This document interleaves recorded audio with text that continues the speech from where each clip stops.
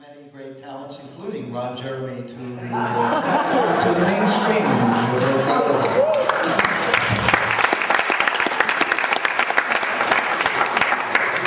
And you also seem to like to work with pretty much neat-type group of people, the same people, like like the great directors of past, like Cassavetes, Bergman, and people like that. So why is that great directors like to work like more in a family kind of setting?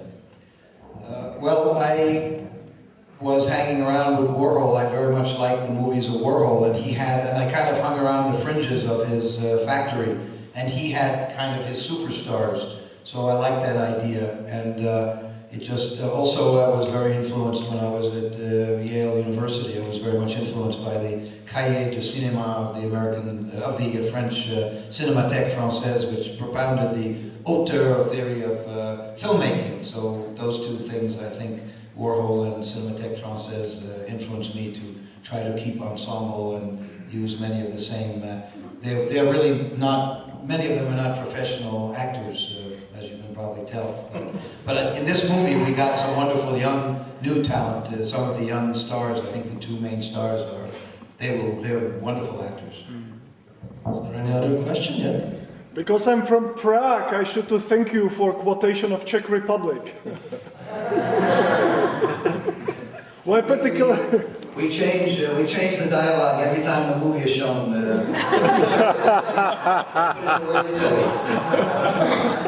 Clever, thank you. There was a quote, I think, on internet that your movies tend to get more demented with the age, and they're getting more and more with bigger makeup. So where do you come from with all these ideas, let's say, like details from the inner side of the toilet bowl and stuff like this? Is this like a very hard-working process, or is it just comes in flashes of inspiration to you? Well, the themes of all the Troma movies, as you know, they are ripped from the newspapers. And I was friends with Samuel Fuller, and he always said his best stories were, well, he was a newspaper man. Sam Fuller was a newspaper man. And the most interesting, the most disgusting and shocking and perverted stories are going on in real life. We are amateurs, we who make these kind of crazy movies. We are amateurs compared to what's going on in Darfur or in the world. The whole topsy-turvy world is much crazier than anything in this movie.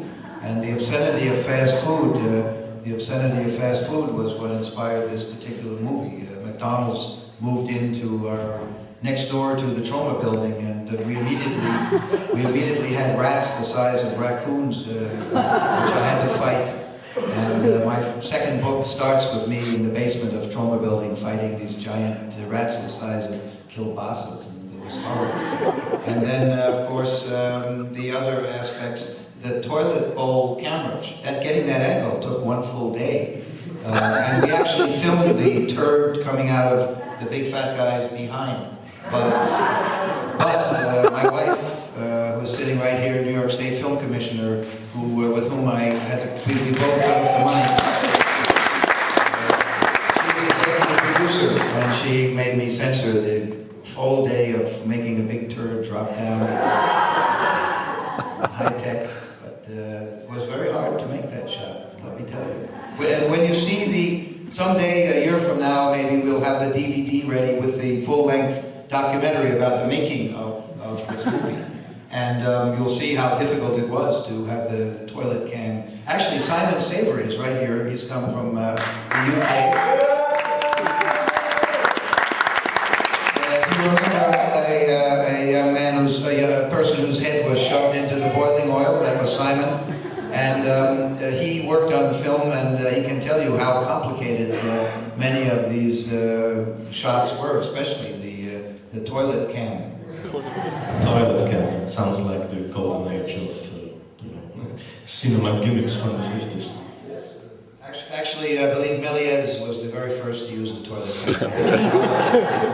Right. One more question over there. I was wondering where any chicken skewer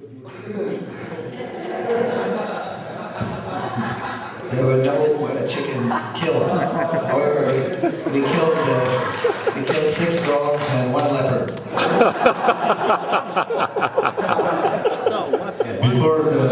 Before the screening, we talked about how you borrowed the title of Poultrygeist, and I know that now you are doing the same with the Jane Austen's classic Sense and Sensibility. It's going to be called Schlock and Schlockability, if I believe I'm correct. Can you tell us a little bit more about this film? Well, we have been trying to develop a project called Schlock and Schlockability, The Revenge of Jane Austen. It stars Jane Austen, actually. She is the action hero in the movie. But it has to be filmed in the United Kingdom, and we need a partner. I can bring some money, but we need somebody over there to be co-producer. Or we need a place that looks and sounds like England to film it. And thus far, nobody has been stupid enough to put them on. I mean, what? Toronto. No, Toronto's no good. Toronto has a very pretentious festival. They'll never film there. But if anyone knows anyone in England with money who would like to pay tribute to Jane Austen, we can bring half the money. Well, I can't wait, and I really think that the world will be very much enriched when finally Jane Austen and Toilet Cam are brought together in one piece. Any more questions?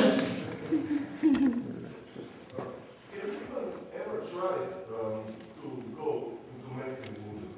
Maybe like John Waters did, to soften down, maybe to get any funny Hollywood stories. The gentleman has asked if I've ever tried to sell out like John Waters. I think he has a very nice body of work, and a very nice body, may I say. But I want to control what I do. I think the important thing is to have a 100% control over the project.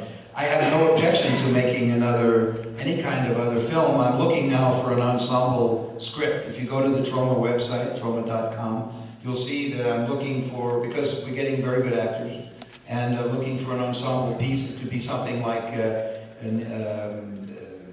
Company of Men, Labute, it could be Edward Albee, it could be something like